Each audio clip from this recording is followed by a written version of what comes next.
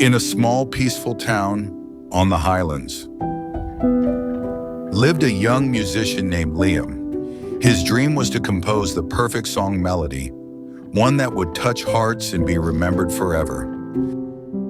There are countless melody combinations that he created day by day. He spent his days surrounded by sheet music, an old piano, and his trusty guitar. Yet no matter how hard he tried, he couldn't create the melody song he longed for. "Maybe I'm not good enough," Liam often muttered, frustration gnawing at him. One evening, to relieve his fatigue, he went to a cozy cafe in the city. There, Liam met an elderly musician named Mr. Carter, who was sitting alone. Known for his soul-stirring compositions, Mr. Carter had long retired, but still carried the wisdom of a lifetime in music. He watched Liam fidget with his notebook and finally spoke. "What seems to trouble you, young man?" Mr. Carter asked, his voice warm and steady. Liam sighed. "I'm trying to write the perfect melody, but nothing feels right. Every time I think I'm close, I start over. Maybe I need a different instrument or a new style." Mr. Carter chuckled softly.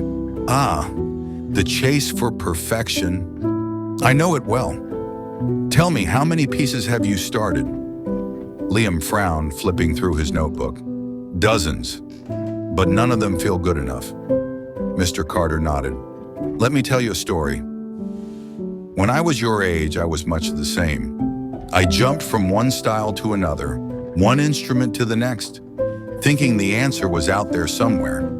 But then one day I was asked to perform at a small wedding.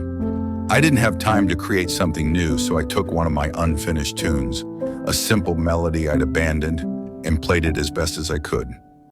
Liam's eyes widened.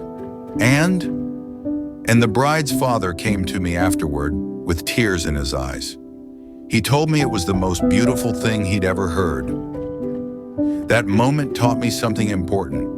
Perfection isn't about finding the right thing. It's about giving yourself fully to what's already in your hands. "Pick one melody, Liam," Mr. Carter continued, "and pour your heart into it. Stop searching for something better.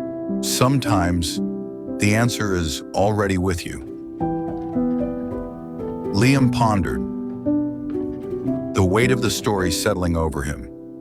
He sat in the cafe for a long time and ignored the sound of the rain that was starting to fall outside. That night, he walked alone through the quiet streets at night in the city, accompanied by a full moon and light rain. The moonlight felt brighter than usual. When he got home, Liam looking at his old piano.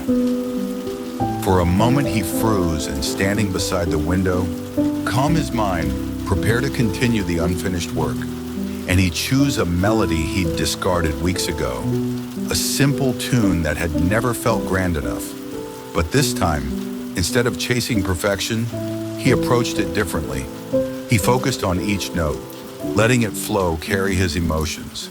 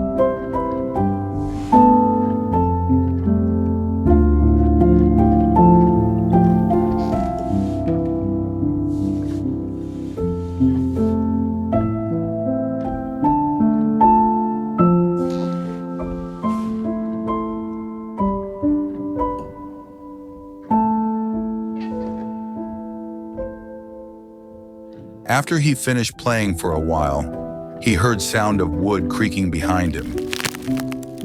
He turned around, and a young woman was standing by his open door, holding a sketchbook. She is a painter. She said, "Ow, sorry. I was taking shelter in front when I heard that soothing melody." "Your melody inspires me so much," showing her a beautiful landscape drawing, full moon over a calm lake in the rain.